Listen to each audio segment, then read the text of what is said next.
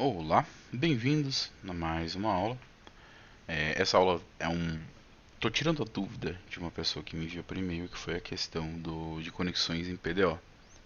A conexão em PDO, sim, ela é muito mais rápida, muito mais segura do que a conexão normal que a gente fazia antes. Ela já tem uma camada de proteção extra, vamos dizer assim. Isso que é importante que todo projeto a gente trabalhe com a questão da segurança também. Nós tenhamos as nossas prevenções de injection mais Kelly, enfim. Bom, sendo uma aula bem simples, eu já preparei o nosso conteúdo. Então, eu comecei criando o nosso banco de dados.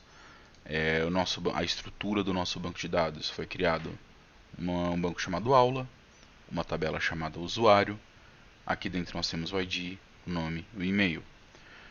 E lembrando que todas as strings que são guardadas aqui dentro, todos os caracteres, eles vão vir no padrão TF8 General CI. Então, esse banco, ele, em teoria, vai trabalhar bem com a questão de acentos, certo?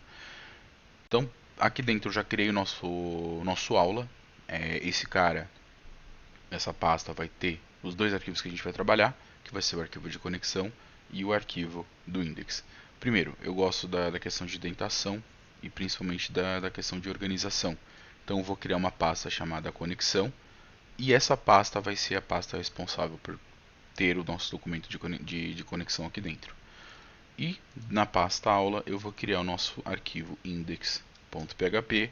Esse cara é quem vai receber todas as informações e fazer as exibições posteriormente, certo? Então dentro do conexão eu vou criar um arquivo PHP e ele vai se chamar connect.php. Esse cara aqui ele vai ser responsável então por criar, desculpa, a conexão com o nosso banco de dados. Não vou entrar muito em detalhe, sei que a maioria do pessoal vem para tirar uma dúvida ou outra, ou só para saber como se faz. Então, sendo bem rápido e objetivo, vou iniciar um bloco de comentário aqui. Esse arquivo ele é uma conexão com o banco de dados. Vou colocar a data de criação, que foi no dia 28/10/2023. Foi criado por mim, Programmer BR. Peço para que caso utilize, deixe os créditos, é importante. O canal do YouTube, youtube.com.br/programmerbr.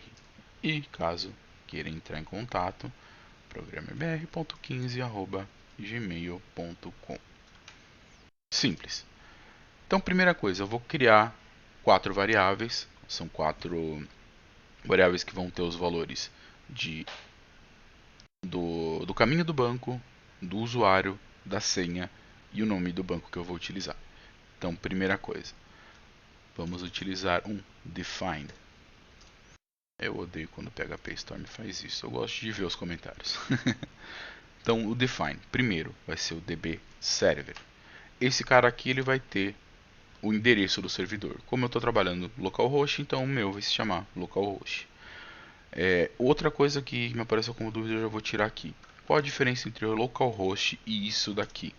7.0.0.1. Nenhuma. Vai depender muito do programa que vocês estão utilizando. Como eu estou utilizando o Champ, ele utiliza o alias localhost para acessar aquele endereço de IP, certo? Então isso daqui é só um alias, mas é a mesma coisa que acessar o 127.0.0.1, beleza? Define. A minha próxima variável que eu vou definir vai ser o nosso username. Username que vai ser o nosso usuário do banco de dados. No meu caso, eu estou utilizando o root. O nosso próximo define vai ser o nosso db password. Então, db password. Como eu não utilizo senha no meu phpMyAdmin aqui, não tem necessidade de eu colocar uma senha aqui porque ele não vai utilizar. Se eu colocar, ele não vai conseguir utilizar e é capaz de dar um erro depois. O dbName, que é o nome da minha database ou do meu banco de dados, que no caso eu criei um banco chamado aula, beleza? Importante, porque muitas vezes a gente grava um dado no banco de dados do tipo date time zone e ao invés de ele gravar, por exemplo, que nem agora, ele vai gravar primeiro ano, então vai ser 2023, o mês vai ser o mês 10 e a data vai ser 28. Aí na hora de gravar a hora, por exemplo, agora são 13 horas e 6 minutos. Ao invés de ele gravar 13 horas, 6 minutos e os segundos, ele acaba gravando, por exemplo, 11 horas, 6 minutos e, sei lá, 52 segundos, por exemplo. Se o meu horário agora não é mais 11 horas e sim 13 horas da tarde. Isso daqui vai pelo time zone que está de default no programa que vocês estão utilizando, no PHP de vocês, enfim. Então, para corrigir esse tipo de erro, e na hora de gravar os dados, ele gravar da forma correta, com data, horário, tudo certinho, conforme o meu time zone, eu vou definir qual vai ser o default time zone que ele vai utilizar. Então, eu vou utilizar para isso, date default time zone set. E aqui dentro é que eu vou setar qual é o meu default de time zone, que vai ser, no meu caso, América barra São Paulo. Nesse caso vai ser a definição do time zone que eu vou utilizar dentro do meu PHP. A importância disso daqui, toda vez que for gravar algum tipo de dado dentro do PHP, eu vou ter definido qual é que vai ser o horário que ele vai pegar. Se vai ser, no meu caso, o horário da América São Paulo, ou se, por exemplo, eu preciso de um horário de Los Angeles. Então, eu vou utilizar um time zone de lá. Então, próximo bloco de comentário, eu vou criar a nossa tentativa de conexão. Tentativa de conexão. Chegou aqui dentro. Eu vou utilizar o método mais correto de se trabalhar dentro de um documento hoje em dia, que é utilizar o try-catch. Try-catch seria basicamente, faça isso, se não der certo, faça isso. Então eu vou gerar um PDO exception. E a minha variável e é quem vai carregar todas as exceções que forem geradas pelo PDO. Criando o meu try, então, primeiro eu instancio uma variável chamada PDO. E essa variável não necessariamente ela precisa estar instanciada com o nome PDO, ela poderia estar, por exemplo, com o nome com o nome bolacha, o nome que eu quisesse. Tá? Eu estou instanciando o PDO para ficar mais fácil até na questão de depois a gente utilizar ela. Então a minha variável PDO ela vai receber um valor new PDO. E aqui dentro é onde vai começar a acontecer a mágica do banco de dados. Primeiro eu vou definir o meu DSN, que vai ser a minha conexão com o MySQL. Então MySQL host. E aqui dentro é onde eu vou começar a definir o que vai acontecer ou como ele vai conectar. Então primeira coisa, o meu host. Então eu vou definir, como eu já tenho uma variável definida ali em cima, vai ser mais fácil de utilizar, porque se eu precisar procurar essa informação, eu só olho dentro dos meus defines aqui em cima e troco tudo certinho. Então vamos concatenar esse valor. Opa, não tem necessidade disso. Então, a primeira variável que eu vou utilizar aqui dentro vai ser o DB Server. E ele já vai ter o nome, o caminho do servidor. Próxima concatenação que eu vou fazer, eu primeiro fecho. Então ele já sabe onde ele vai ter que ir para achar o banco de dados. Segundo, toda entrada e saída do banco de dados eu quero que ela seja em char7 ou TF8. Obrigatoriamente, por quê? Porque eu estou no Brasil, eu trabalho com acentos, eu trabalho com caracteres especiais, então eu tenho a necessidade que o meu banco entenda que toda a informação que vai e vem do banco tenha que ser trabalhada, essa questão do char7 tenha que ter o caractere especial. Então, eu vou dizer que a saída e entrada do meu banco, ou o char7, vai ser igual ao TF8. Então ele já sabe que pode ter caractere especial, se tiver ele vai ter que trabalhar com isso. Depois disso eu vou ter o nome do meu banco de dados, que vai ser o dbName. Então eu já tenho a variável dbName setada lá em cima. E aqui dentro, eu além do meu dbName, eu vou ter o meu username e o meu password do banco de dados. Ah, mas o meu banco de dados ele não tem senha. Eu preciso definir a variável dbPassword? Precisa, porque ele precisa entender que por mais que não tenha senha, esse valor vai estar vazio aqui dentro. Senão ele vai dar erro dizendo que está faltando um parâmetro, que ele esperava 3 e só recebeu 2 parâmetros, por exemplo. Então eu vou ter aqui o db username e depois o meu db password. Ah, por que está utilizando tudo em inglês? Isso não poderia estar escrito em português? Poderia, sem problema nenhum, não tem necessidade de ser escrito em inglês, mas como a gente está programando e tudo é no inglês, por que não continuar fazendo isso no inglês? Então a gente deixa o máximo possível de informação dentro da língua nativa do que a gente está trabalhando. Depois, a minha variável PDO, eu vou setar atributo a ela agora. Isso daqui vai ser o atributo que ela vai me gerar os erros. No meu caso, eu vou utilizar o PDO, eu vou atribuir um modo de erro e o valor desse modo de erro vai ser um PDO, um error mode, exception. O exception ele vai me trazer os relatórios de exceções, relatórios de erro que teve dentro do PDO. Tá? Então, basicamente, posso definir isso aqui, que o meu attr underline err mode ou error mode é o modo de relatório de erros do PDO. E o error mode exception ele vai me lançar ou me trazer todos os PDO exceptions que foram retornados como erro ali dentro. Bom, criei a variável PDO, instanciei um novo PDO, a nova conexão, já setei a forma que ele vai me trazer os erros, e agora o mais importante, eu preciso que ele me retorne o valor ou a variável PDO com que ele tem ali dentro. Isso daqui é só conexão com o banco, ainda não foi feito nenhum select, não foi feito nada. Tá? Agora embaixo, em casos de erro, acontece o que? Em caso de erro, ele finaliza a conexão e vai retornar a mensagem de erro para o usuário.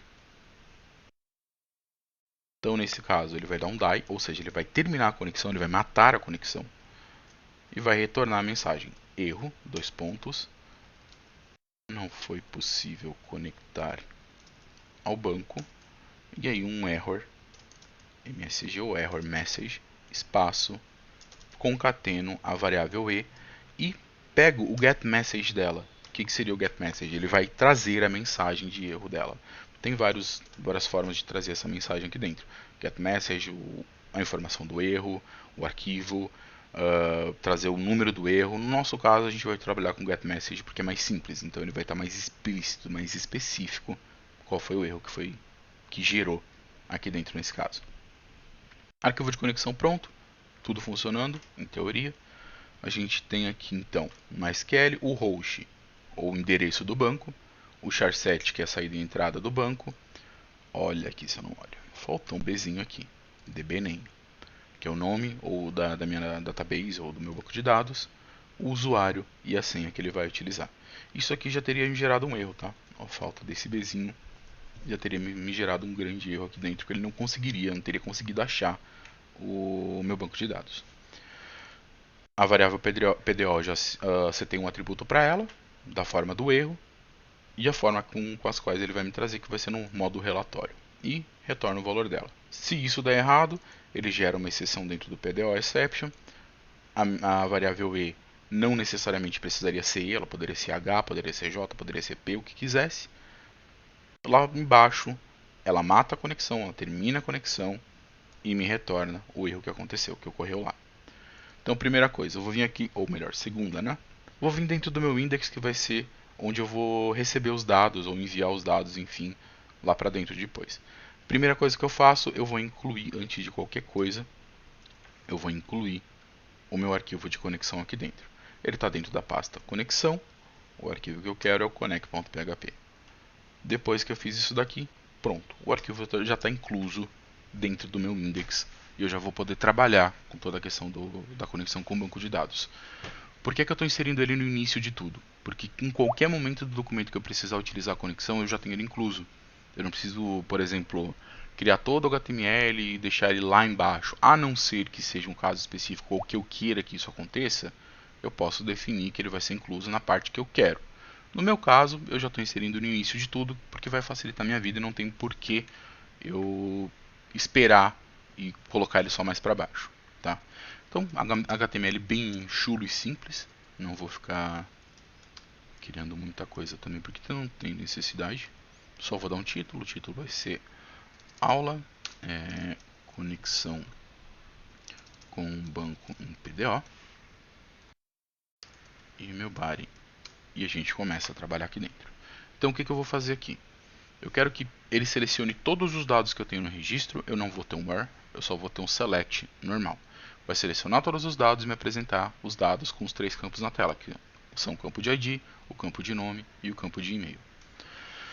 Então, eu abro um novo PHP e aqui dentro eu começo a fazer a mágica acontecer. Primeiro, eu vou criar uma variável chamada SQL e essa variável ela vai receber o meu select. Como é um select simples, eu não vou ter necessidade de fazer um byte parâmetro, não vou ter necessidade de fazer nada disso.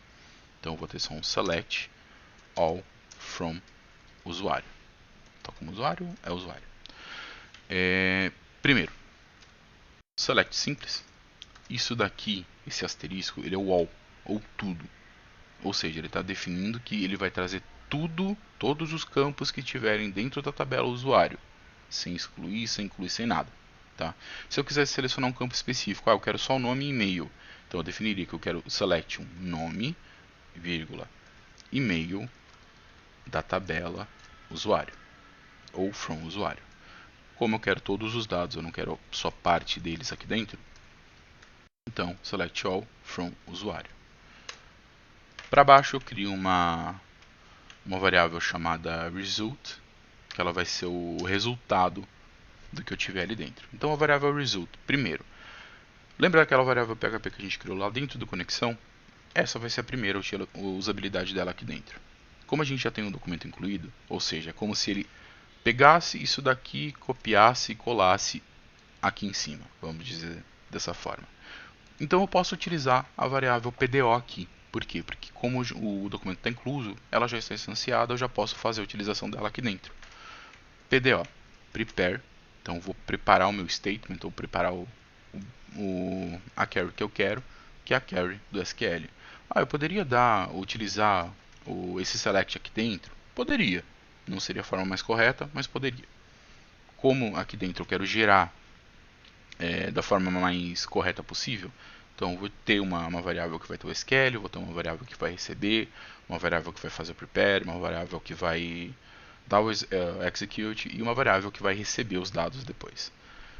Então aqui a minha variável result, depois de ter preparado o statement, vamos dizer assim, ela vai executar esse comando e ela já vai ter, depois do execute, ou os dados ou o erro do que aconteceu lá.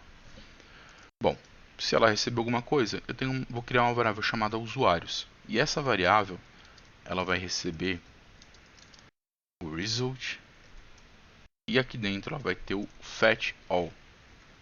O fetch all ele vai buscar todos os dados que tem no banco de dados, ou ele vai fazer o que a nossa query pediu. Como eu sei que vai ter mais de um registro que ele vai me retornar, ele vai retornar isso em array. Então ele vai ter o usuário, o array com várias posições, e dentro de cada posição eu vou ter o dado que eu quero de cada um dos usuários. Bom, eu preciso trabalhar isso de forma independente, que ele me mostre na tela cada uma dessas informações de forma separada. Então, para isso a gente vai trabalhar com um for each. O for each ele vai fazer o quê? Ele vai pegar a minha variável usuários e vai começar a chamar ela de user, por exemplo. O que ele vai fazer? É como se fosse basicamente isso daqui. Vou criar uma variável chamada usr só para a gente contextualizar. É como se a variável usr ela recebesse array, ou da forma mais simples, vamos dizer assim, dessa forma. Aí ela tem a posição 0. A posição 0 dela vai ter aquelas informações que a gente tem dentro do nosso banco. Vai ser o ID, nome e e-mail. Então, posição 0, ela vai ter um outro array dentro dela. E aí aqui a gente vai ter ID, que recebe 1. Nome, que recebe Joãozinho. Isso, óbvio, da forma de string. E o último dado que a gente tem, isso na posição 0, que vai ser o e-mail, que recebe Joãozinho user@aula.com.br. E eu sempre esqueço de deixar isso de forma com string. Então, aqui dentro eu tenho os dados que a posição 0 vai receber, certo? A posição 2, que vai ser o ID 2, o nome vai ser Mariazinha, e o e-mail vai ser mariazinha@aula.com.br, e assim consecutivamente. E olha o erro que eu tenho aqui. Agora sim, posição 0 e posição 1. Basicamente, a variável usuários ela tem esses dados dessa forma. O for each faz o quê? Que ele cria uma variável chamada user, e essa variável ela vai receber separadamente, dentro de um looping, cada uma das posições. Então, por exemplo, eu quero a primeira posição, quero o 0. Então, o user recebe o SR na posição 0. E aí o user ele vai passar a ter estes dados aqui para apresentar para a gente, certo? Ele vai fazer o for each ele é um looping, então ele vai entrar a primeira vez, pegar o primeiro dado, entrar a segunda vez, pegar o segundo dado, entrar a terceira vez, pegar o terceiro dado, entrar a quarta vez, pegar o quarto dado, entrar de novo, não tem nada novo para pegar, ele sai do looping, ele finaliza esse nosso looping, certo? Eu tenho uma outra forma também de saber, por exemplo, em qual posição que eu estava trabalhando com, ou que eu estou trabalhando com isso dali. Eu posso utilizar, depois do as, um key, instanciando o user aqui dentro, por exemplo. Então eu vou ter basicamente isso daqui. Quando ele entrar a primeira vez, ele vai pegar a posição do array que ele estava pelo key e pegar as informações e jogar dentro do user. Só que eu posso trabalhar, então, por exemplo, da seguinte forma. Eu vou dar um echo aqui dentro. Vou dar um echo só com uma das informações por enquanto, para a gente ver como ela vai ficar aqui dentro, tá? Então eu vou ter a minha variável user, ela vai ter o ID, ela vai ter o nome e ela vai ter o e-mail. E no final de tudo isso, para fazer a separação dos dados, eu vou incluir uma linha que é um HR. Então vamos lá. ID eu vou concatenar e vou pegar o meu user ID. Só que antes do meu ID, vamos fazer uma coisa. Esse key vem no inglês, chave. Eu quero saber qual é a chave que ele está pegando ali, então. Então eu vou concatenar e ver. Opa, faltou aqui. Qual é a key que ele está me retornando? Vou dar um break line, importante, porque se a gente não dar break line vai ficar tudo numa linha só. E aqui dentro eu vou fazer a mesma coisa então com o e-mail. Então a gente já vai fazer para tudo para ver como é que vai ficar, certo? E aqui dentro eu tenho o user e eu quero a posição do array nome. Mesma coisa aqui embaixo. Eu vou ter, opa, dedinhos nervosos. E aqui dentro eu vou ter o meu user, posição que eu quero deste carinha aqui é o e-mail. E aqui eu vou dar um break line também. Tá? Então aqui ele vai me apresentar a chave, o ID, o nome e o e-mail que ele está trabalhando aqui. Beleza?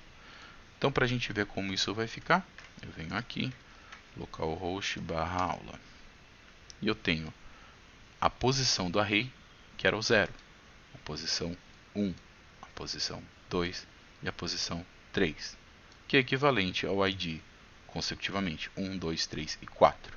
Certo?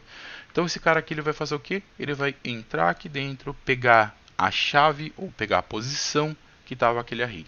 Ele vai me mostrar isso aqui dentro. Tem usabilidade para isso também. Tem horas que vai ser necessário que eu faça essa utilização. Tá? Dependendo do que tu está trabalhando, para te não precisar, por exemplo, criar um iterador para trabalhar dentro do array, tu pode utilizar o key para pegar a informação, dependendo, por exemplo, eu tenho 2 arrays e eu preciso que o array 2 pegue determinada posição que está dentro do for each. Posso trabalhar com 2, 3, 4, 5, 6 arrays se eu precisar, não é o correto, mas eu posso fazer dessa forma sem problemas nenhum, utilizando esse key aqui na frente. Como ele vai ser necessário para a gente agora, não tem necessidade, então eu vou tirar. Eu não vou utilizar a chave dele, eu vou fazer só dessa forma aqui. certo? Forma simples, fácil, a gente conectou no banco de dados, a gente fez o nosso select e apresentamos os dados, tá? Aqui é um select simples, eu não precisei trabalhar com byte param.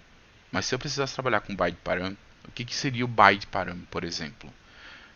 Toda vez que eu trabalho com parâmetros para serem buscados dentro do banco de dados, por exemplo, buscar um usuário pelo ID, ou pelo e-mail, ou por um like com um nome, eu não vou jogar isso simplesmente aqui dentro, tá?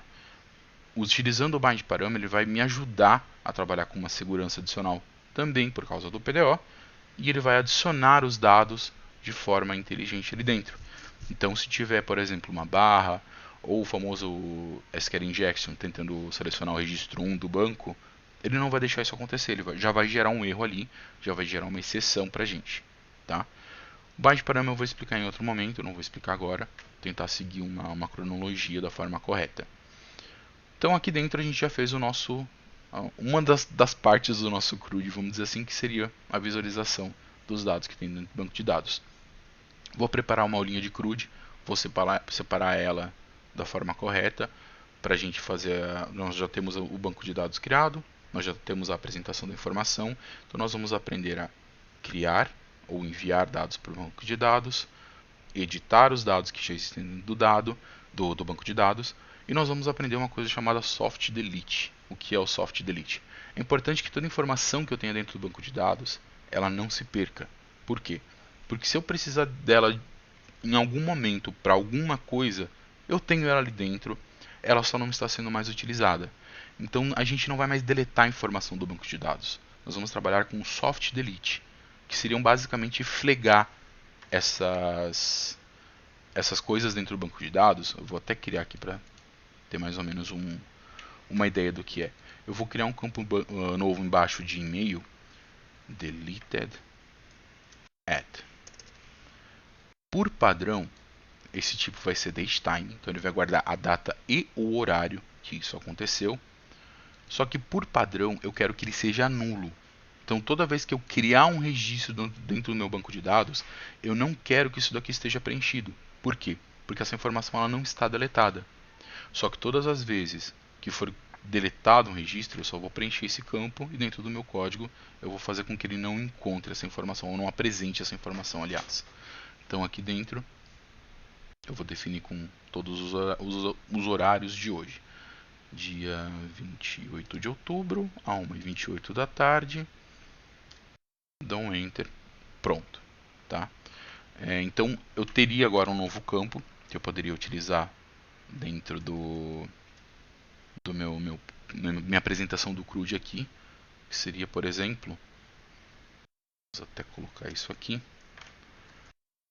deleted, a gente concatena essa informação, user, deleted at, tá nulo, tá nulo, tá nulo, tem uma informação. Então o que eu poderia adicionar aqui, por exemplo?